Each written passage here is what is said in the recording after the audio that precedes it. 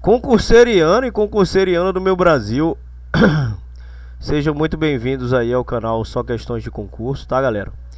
Eu sou o professor Thiago Bastos e a gente vai começar a nossa aula 6 aqui da Lei Orgânica do município de Nova Friburgo, tá? Nossa sequência de aulas aí gratuitas para vocês, beleza? Lembrando que a gente tem o nosso material de apoio, tá, galera? Agora a gente adicionou mais coisas, tá? São 50 questões, como de costume, né? São 50 questões aqui da Lei Orgânica do município, né? Baseado em provas anteriores da Consulplan, a gente misturou, né? São 50 questões também do Estatuto do Servidor, é um material de apoio, né? Para você poder treinar o Estatuto. E 40 questões do Código de Ética de Nova Friburgo também, né? A gente colocou 40 questões porque o Código de Ética é menor. E 97, agora a gente adicionou 97 questões. Eu tinha falado na aula anterior que seriam 50, né? A gente colocou 97 para praticamente colocar todo o código, né? Se eu colocasse 50, provavelmente alguns artigos iam ficar faltando. Então a gente pegou ali ponto a ponto, artigo por artigo, fez as questões baseadas em cada artigo, praticamente, né? Então a gente pegou os artigos principais e fez esse apanhado geral. 80 questões também do Código Tributário, né, de Nova Friburgo. A gente também elaborou, né, essas questões, e também 61 questões no meio ambiente. Você tem duas opções de combo. Você tem essa primeira opção aqui de combo, que vai vir a Lei Orgânica, o Estatuto do Servidor e o Código de Ética, com um valor bem promocional. A gente colocou um valor muito promocional, um valor muito abaixo, se você comprar um de cada vez. E o segundo combo é o Código de Postura Municipal, o Código Tributário Municipal e o Código do Meio Ambiente. Você pode comprar um de cada vez, ou pode comprar no combo também com um valor super promocional. Eu vou deixar o link aqui na descrição. Então, se você quiser adquirir, é só você acessar o link, que tem todos os nossos materiais lá, beleza? Então, sem mais delongas, lembrando que se você gostar desse conteúdo, por favor, deixa o like, deixa um comentário, né? Fala aí a cidade da onde você está falando, né? Da onde você está falando. Fala a cidade da onde você está estudando, para a gente saber até onde nossa informação está chegando. E se inscreve no canal para você receber as notificações, tá? Lembrando que todas as nossas aulas são gratuitas, são aulas assim que a gente procura uma excelência na aula, né? Para ficar um conteúdo bem legal, um conteúdo bem informativo, para você chegar na hora da prova e arrebentar, beleza? Então, sem mais delongas, vamos começar hoje aqui falando das disposições gerais, tá? As disposições gerais é um assunto que é recorrente em prova também, tá? Se você percebeu, eu pulei o artigo que fala da competência privativa do município. Mas por que eu pulei? Porque a competência privativa do município é uma competência exclusiva do município, né? Não tem apoio, né? Tem até apoio, mas é exclusiva do município, né? Lixo, né? Transporte público, é tudo voltado para o município. Então eu sugiro que você dê uma lida no artigo, uma lida com calma, para você perceber a competência privativa, a competência comum, a competência as competências, né? Que tem competência comum, tem competência privativa. Então, para você, se você souber a competência privativa, fica muito mais fácil você saber a competência comum, que vai abranger todo mundo. E a competência privativa é mais exclusiva ali, é mais voltada para o município, beleza? Então vamos lá, a gente vai falar hoje do artigo 57, né? Administração pública direta e indireta. Ah, deixa eu sair aqui para não atrapalhar a leiturazinha de vocês aqui, calma aí. Então vamos lá, né? A administração pública direta e indireta dos poderes do município obedecerá aos princípios da legalidade, da impessoalidade, moralidade, publicidade e eficiência. E também ao seguinte: então a administração pública direta e indireta, né, dos poderes do município obedecerá os princípios da lei. É o nosso LIMP, né? Legalidade, impessoalidade, moralidade, publicidade e eficiência.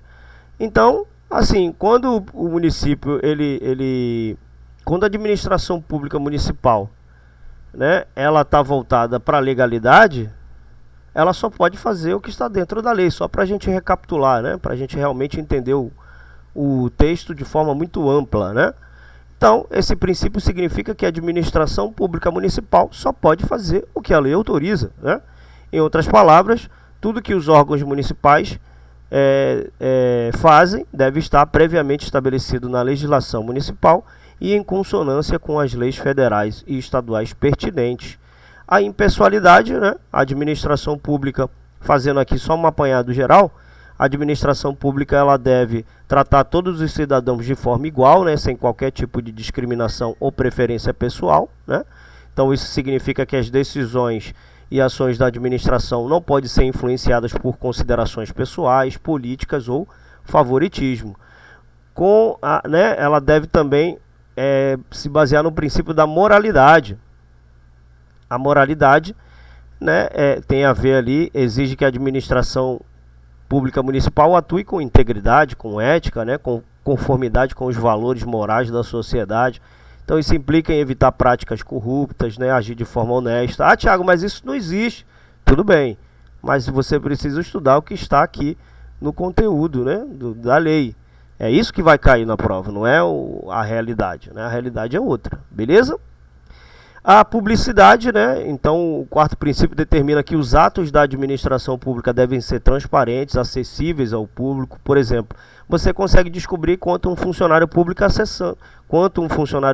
ganha acessando, né, o site do município, o site da prefeitura. Então você consegue lá o contra-cheque, você consegue ver. Isso é o princípio da transparência, da publicidade, né? Então as informações sobre as ações, decisões do governo municipal também estão disponíveis para os cidadãos, garantindo assim o controle social e a fiscalização. E a eficiência, né? A eficiência é onde busca ali, o município busca a otimização dos recursos, a prestação de serviços de qualidade, né? A eficiência é crucial para garantir que os recursos públicos sejam utilizados da melhor forma possível, né? E por aí vai. Beleza? Então, também, né, além desses princípios, também há o seguinte, os cargos, empregos e funções públicas. Quais são os cargos? Vamos relembrar o que são cargos, empregos e funções públicas. Cargos é aquele de cargo efetivo, quando a pessoa faz concurso público. Emprego, geralmente ela não está ligada ao regime próprio, né? Os empregos estão ligados ao regime geral, né? CLT. E as funções públicas, né? Que são funções que os próprios servidores públicos efetivos, a gente vai falar mais para frente, com certeza a gente vai falar mais para frente disso daqui, tá? Mas os cargos é aquele que a pessoa faz concurso público. Emprego geralmente está voltado ali para CLT, voltado ali para cargo de comissão, né? Então os cargos são voltados mais para o regime próprio da Previdência. Os empregos está ligado mais para o regime geral, beleza? Então são acessíveis aos brasileiros que preenchem os requisitos estabelecidos em lei, assim como os estrangeiros na forma da lei, né? Então o entendimento é super tranquilo, né? Todos os cargos, empregos ou funções públicas no Brasil devem ser acessíveis aos cidadãos brasileiros que atendam os requisitos legais, né? Então isso significa que os brasileiros têm o direito de competir por essas posições no governo, desde que cumpram as condições estipuladas por lei, né? Como qualificação acadêmica, requisitos ali de experiência, enfim. E acesso aos estrangeiros também, né? Além dos brasileiros, o texto permite que os estrangeiros tenham acesso a cargos públicos, mas sobre a condição de que isso seja regulamentado por lei específica, ou seja, os estrangeiros não têm automaticamente o direito de concorrer a cargos públicos, mas podem fazê-lo se houver uma lei que estabeleça as condições e restrições para a sua participação. Beleza? Aqui a investidura do cargo emprego público depende de quê? De aprovação prévia em concurso público. Aí você tem que fazer o quê? Uma prova, pode ser uma prova ou provas e títulos, de acordo com a natureza e a complexidade do cargo ou emprego na forma prevista em lei, ressalvadas as nomeações para o cargo em comissão declarada em lei de livre nomeação e exoneração. Então a investidura do cargo ou emprego público depende de aprovação em concurso público, de provas ou de provas e títulos. Quando é de provas, você faz uma prova, né? Então, para a gente entender realmente o contexto, né? A investidura do cargo ou emprego público requer aprovação de provas ou provas e títulos. Mas vamos supor, tem concurso que você vai fazer que você vai fazer só uma prova. E aí, se você passou, beleza, tá dentro. Tem concurso que você vai fazer... Perdão.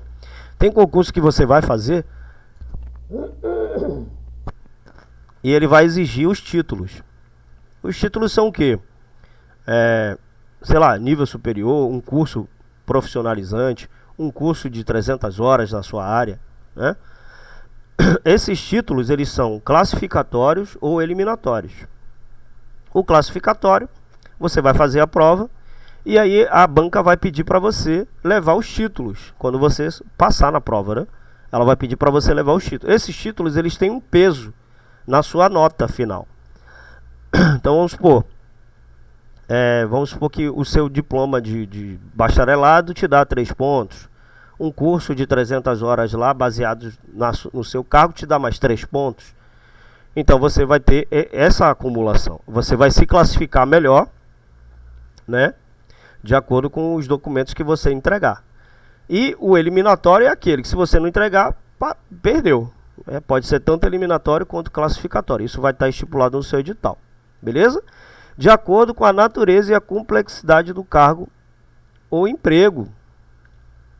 Então, a escolha entre um concurso de provas ou um concurso de provas e títulos depende da natureza, da complexidade do cargo ou emprego. Então, cargos assim que demandam habilidades específicas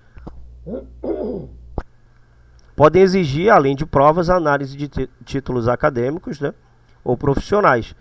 Então, vai exigir de acordo com a complexidade do cargo. Então, para garantir que o candidato ali seja adequado para a função. Mas existe uma exceção. Ele fala aqui de uma exceção, né? Ressalvados aqui, ó, as nomeações. Quando é que você é nomeado? É um provimento, né? Nomeação é um ato de provimento. Então, as nomeações para cargo de comissão, declaradas em lei de livre nomeação e exoneração. Então, uma exceção importante é mencionado aqui, né? Cargos em comissão são aqueles que a gente vai recapitular. O ocupante é escolhido com base na confiança do superior hierárquico, né? Que é o prefeito, é o chefe do Poder Executivo. E tem a prerrogativa de livre nomeação e exoneração, ou seja, o chefe ele pode nomear e demitir o ocupante sem a necessidade de um concurso público, né? No entanto, mesmo nesses casos, a criação e descrição dos cargos em comissão devem estar definidos em lei. Beleza? Show de bola. Aqui vai falar que o prazo de validade do concurso público é de até 2 anos, prorrogável uma vez por igual período. Muito simples, né? Conforme estabelecido nesse trecho aqui, o prazo de validade do concurso público é de 2 anos a partir da data de sua o quê? Homologação. Vou até escrever aqui para você lembrar. Homologação, né? A homologação é o quê? A homologação é o ato oficial que confirma os resultados do concurso e autoriza a convocação dos aprovados para ocuparem os cargos ou empregos públicos em questão, tá? Então, a partir do momento da homologação, né, o prazo de validade é de 2 anos a partir da data de sua homologação. Beleza? Só acrescentando aqui essa informação. Então, vamos lá. Perdão aí pelo pigarro. Durante o prazo improrrogável... desculpa, galera. O prazo de validade do concurso é de até 2 anos, prorrogável por igual período. Então, assim, ou seja, a prorrogação é uma decisão que fica a critério da administração pública e pode ser usada quando há necessidade de manter a lista de candidatos aprovados válida por um período adicional. Então, quais são as razões para a prorrogação? A prorrogação do prazo de validade de um concurso pode ser motivado por diversos fatores, né, como a falta de recursos para convocar todos os aprovados imediatamente, a continuidade de necessidade de pessoal no serviço público e outros motivos justificáveis. No entanto, essa decisão deve ser tomada de acordo com as necessidades específicas da administração e em conformidade com o quê? Com a legislação vigente. Beleza? Então, durante o prazo improrrogável previsto no edital de convocação, aquele aprovado em concurso público de provas ou de provas e títulos deve ser convocado com prioridade sobre novos concursados para assumir cargos ou emprego na carreira através de publicação no órgão oficial, em sítio eletrônico oficial e por correspondência através de aviso de recebimento, né, ou outro meio regulado em lei ou edital. Então vamos supor que você fez um concurso público e você foi aprovado não no número, né, dentro do número de vagas, né? Então vamos supor que você passou lá, tinha 10 vagas, você passou em 20º. Aí você não vai perder a esperança, né? Como o concurso ele tem validade de 2 anos, dentro desse período você pode ser chamado para ser nomeado. Então se você fez um concurso lá, passou fora do número de vagas, pode ser que você seja chamado depois, né? Você fica ali que a gente chama de cadastro de reserva, né? Então você pode ser chamado depois, né, dentro do prazo de validade do concurso. Você tem que acompanhar lá no Diário Oficial se você vai ser nomeado. Beleza?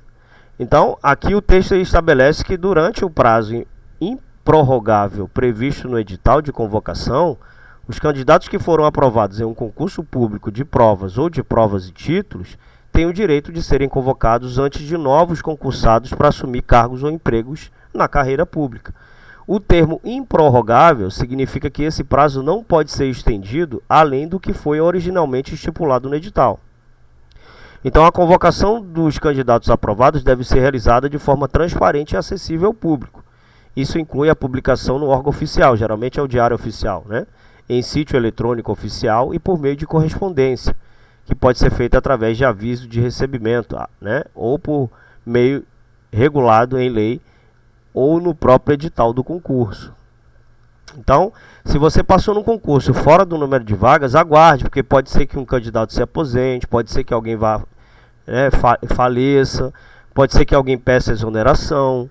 Então, sempre mantenha a esperança, porque mesmo você fora do número de vagas, dentro da validade, você ainda pode ser chamado. A administração pública, né, a prefeitura lá que está fazendo um concurso, ela não vai fazer um novo concurso. Ah, já temos gente aqui que já foi aprovado, vamos chamar esses que já foram aprovados. Então, você vai ser chamado na ordem de classificação. O primeiro é primeiro, segundo é segundo, terceiro e assim vai. Terceiro vai ser chamado de terceiro e assim vai, entendeu? Então vai ser nessa ordem. Aí você tem que ir acompanhando lá para ver se seu nome vai sair no Diário Oficial e você vai ser convocado para nomeação. Beleza? Então, a prioridade de convocação se aplica especificamente à carreira pública relacionada ao concurso em questão. Então, isso significa que os candidatos aprovados têm preferência para assumir cargos ou empregos na mesma carreira para a qual fizeram o concurso. Show? Beleza?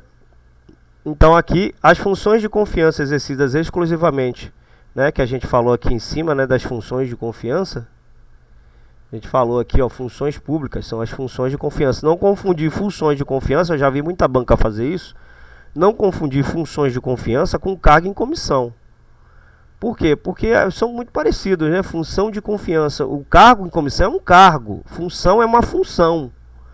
Mas eles são parecidos. Você também vai fazer aqui, ó, chefia, direção e assessoramento. São muito parecidos. Funções de confiança, você também é chamado, né, as atribuições que você vai fazer são de chefia, assessoramento e direção. O cargo em comissão é a mesma coisa. Só que a função de confiança é uma função exercida por um funcionário público efetivo. E a comissão, né, um cargo em comissão, é alguém que foi convocado pelo chefe do Poder Executivo. Né? Então tem diferença, tá? Aqui é o que ele fala, ó, função de confiança exercida exclusivamente por servidores ocupantes de cargo efetivo, tá vendo? E os cargos em comissão a serem preenchidos por servidores, aqui ele está falando do cargo em comissão, né, de carreira nos casos, condições e percentuais mínimos previstos em lei. Destina-se apenas às atribuições de direção, chefia e assessoramento. Então, tanto um como o outro pode ser, ter essas atribuições. Tomar cuidado para não confundir, tá? Que a banca pode misturar, beleza? Show de bola. É garantido ao servidor público o direito de livre associação sindical. Molezinha, né?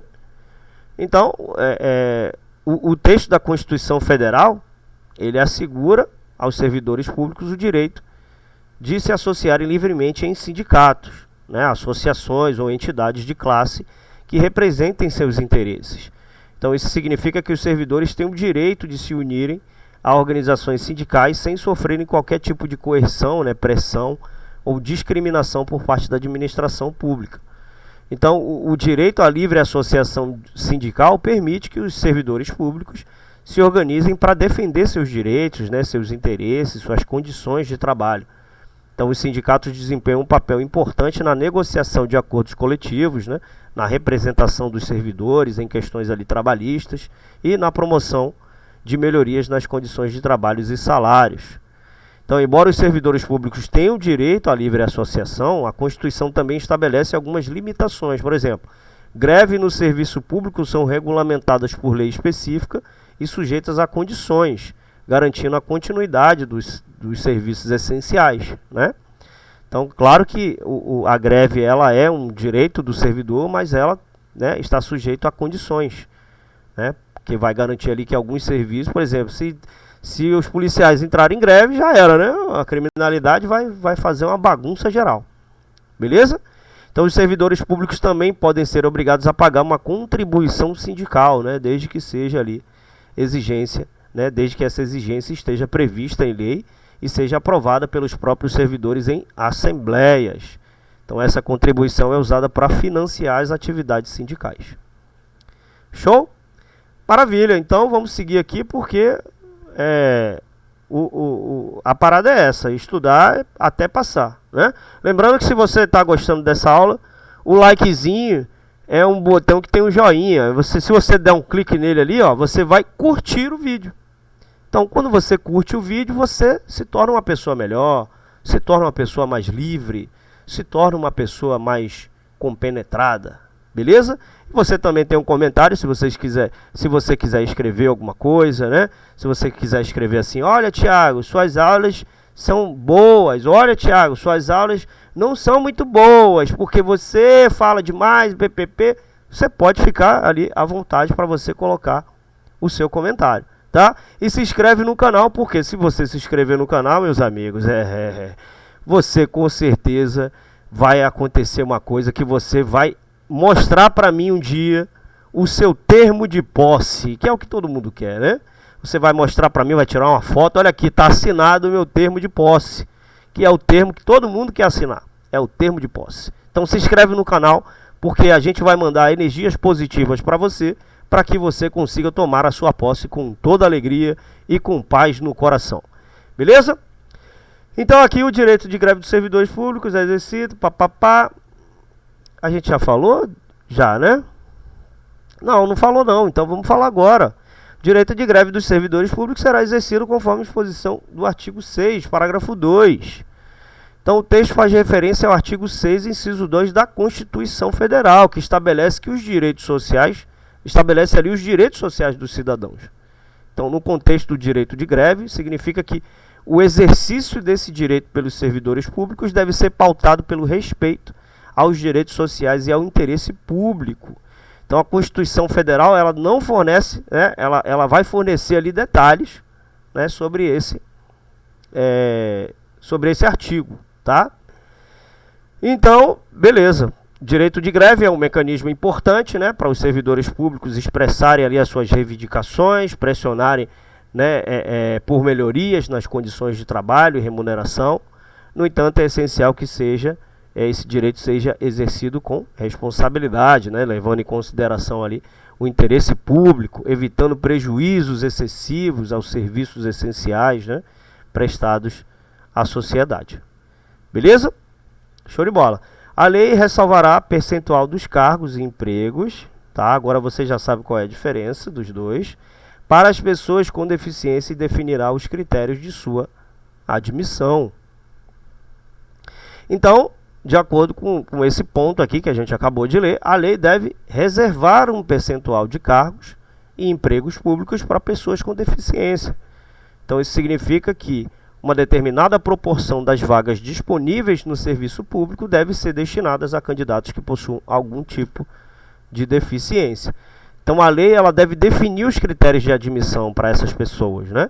Isso inclui regras e procedimentos para a seleção, a contratação, a integração de candidatos com deficiência no serviço público, né? Então, os critérios ali podem variar de acordo com o tipo de deficiência e as necessidades específicas dos candidatos. Show? Maravilha. Então, aqui também, né, a lei estabelecerá os casos de contratação por tempo determinado para atender às necessidades temporárias excepcional interesse público. Então, você também pode ser contratado de forma temporária, né?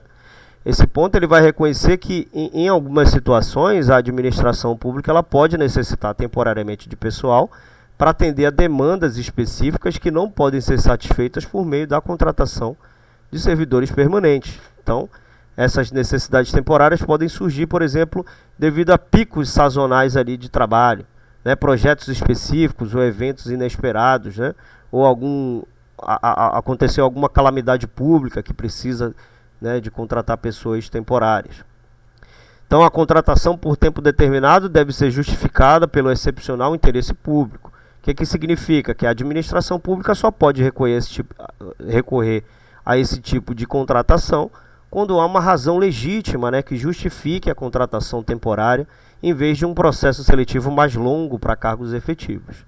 Beleza?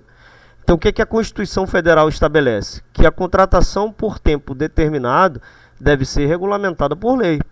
Então, isso significa que o Congresso Nacional ou órgãos legislativos competentes, eles devem aprovar leis que definam os casos em que essa contratação é permitida, né? Os procedimentos a serem seguidos, os critérios que devem ser atendidos, enfim. Beleza? Show de bola. Show de bola. Maravilha. Então, a lei estabelecerá os casos de contratação por tempo determinado. A remuneração, que é diferente do vencimento, né? A remuneração é um tipo de vencimento, mas geralmente o vencimento está voltado mais para o salário seco do servidor. A remuneração já envolve o salário mais as bonificações, né? Então, para não se confundir, a remuneração dos servidores públicos e os subsídios que trata parágrafo 4 do artigo 39 da Constituição da República somente poderão ser fixados ou alterados por lei o quê? Específica. Observados a iniciativa privativa de cada caso, assegurada a revisão geral anual, sempre na mesma data e sem distinção de índices. Então, aqui, a Constituição ela estabelece que a remuneração dos servidores públicos, bem como o subsídio, que é a remuneração fixa, né, mencionados no parágrafo 4 do artigo 39 da Constituição, só pode ser fixado ou alterado por meio de quê? De uma lei específica. Então, o que significa? Que o Poder Legislativo, que é composto pelo Congresso Nacional a nível federal, né, e pelas Assembleias Legislativas a nível estadual e câmaras municipais a nível municipal, deve aprovar uma lei que estabelece os valores e as condições da remuneração dos servidores. Então, a iniciativa para propor a criação ou modificação dessas leis deve ser privativa de determinadas autoridades ou órgãos públicos. Privativa é que só pode ser ela. Isso significa que apenas certas pessoas ou entidades têm o direito de iniciar o processo legislativo para tratar dessas questões. Então, as regras específicas de iniciativa podem variar ali de acordo com o nível de governo e o tipo de cargo público em questão. Então, o texto da Constituição Federal também garante a revisão, né, anual da remuneração dos servidores públicos. Né? Desculpa, não é o texto da Constituição, é o texto aqui da lei orgânica, tá? Que é baseado no texto da Constituição, tá? Então, ela deve ser, né, anualmente, deve ser feita uma análise e eventual ajuste nos valores ali da remuneração para garantir que ela acompanhe as mudanças na economia e mantenha seu poder de compra. Então, além disso, a revisão geral anual deve ocorrer sempre na mesma data e não pode haver distinção de índice entre os diferentes grupos de servidores. Beleza? Aqui mais uma vez falando da remuneração e o subsídio, que é o vencimento, né, que é o salário. dos ocupantes de cargo, funções e empregos públicos, que a gente já aprendeu o que é, da administração direta e indireta, dos membros de qualquer poder do município, dos detentores de mandato eletivo e dos demais agentes políticos e proventos, pensões ou outra espécie remuneratória, percebidos cumulativamente ou não, incluídas as vantagens pessoais ou de qualquer outra natureza, não poderão exceder o subsídio mensal em espécie dos ministros do Supremo Tribunal Federal, aplicando-se como limite no município o subsídio do prefeito. Então vamos entender isso daqui, né? O teto constitucional, né? De acordo com esse ponto, a remuneração e o subsídio de diversas categorias de agentes públicos não podem exceder o subsídio mensal em espécie dos ministros do Supremo Tribunal Federal, STF. Então, isso estabelece o quê? Um limite máximo para os salários desses agentes, conhecidos como teto constitucional, tá? Então, no âmbito municipal, o limite para a remuneração é estabelecido com base no subsídio do prefeito. Então, isso significa que no nível municipal, o salário do prefeito é o teto que se aplica às remunerações dos diversos agentes públicos mencionados, incluindo servidores, membros dos poderes do município e outros. Então, a regra se aplica a diversas formas de remuneração, incluindo proventos, né, que são aposentadorias e pensões, vantagens pessoais ou qualquer outra natureza. Então, ela visa a evitar que agentes públicos acumulem diversas fontes de remuneração, ultrapassando o limite estabelecido aqui por essa lei. Então, o valor do subsídio dos ministros do Supremo Tribunal Federal é utilizado como referência para determinar o teto constitucional de remuneração de agentes públicos em todo o país, incluindo ali servidores federais, estaduais e municipais. Show de bola? Maravilha, maravilha. Então, os vencimentos aqui são os salários dos cargos do Poder Legislativo não poderão ser superiores aos pagos do Poder Executivo. Isso aqui é questão de prova, tá? Isso aqui é questão de prova. Muito bom você ler isso daqui e gravar. Então, esse ponto ele determina que os vencimentos dos cargos do Poder Legislativo não podem ser superiores aos pagos pelo Poder Executivo. Então, significa que os salários dos parlamentares, servidores e demais ocupantes de cargos no legislativo, né, como vereadores, deputados estaduais ou federais, não podem ser elevados do que os salários dos cargos equivalentes no Poder Executivo, como prefeitos, governadores ou presidentes. Beleza? Show de bola.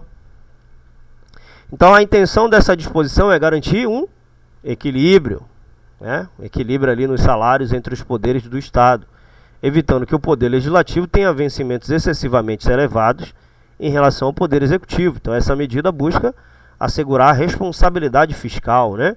Evitar gastos públicos excessivos com salários. Então, existe um princípio da equidade, né? O princípio subjacente a essa disposição é o da equidade ou igualdade de tratamento entre os poderes. Então, ela reflete a ideia de quê? De que os salários dos representantes do povo, né, do Poder Legislativo, não devem ser substancialmente ali maiores do que os salários dos líderes executivos, né, no Poder Executivo. Então, essa limitação é uma determinação constitucional e é aplicada ali em todos os níveis de governo, ou seja, no âmbito federal, estadual e municipal. Beleza? Maravilha. É vedado, se é vedado é o quê? É proibido a vinculação ou equiparação de quaisquer espécie remuneratória para o efeito de remuneração de pessoal do serviço público municipal. Então, aqui, esse ponto ele proíbe que haja uma vinculação ou equiparação de qualquer espécie remuneratória para o quê? Para o efeito de remuneração de pessoal do serviço público municipal. Então, isso significa o quê? Que os salários e remunerações dos servidores públicos municipais não podem ser determinados com base em vínculos ou equiparações automáticas com outros valores ou categorias remuneratórias, né? Então, essa proibição ela reflete o princípio da autonomia municipal.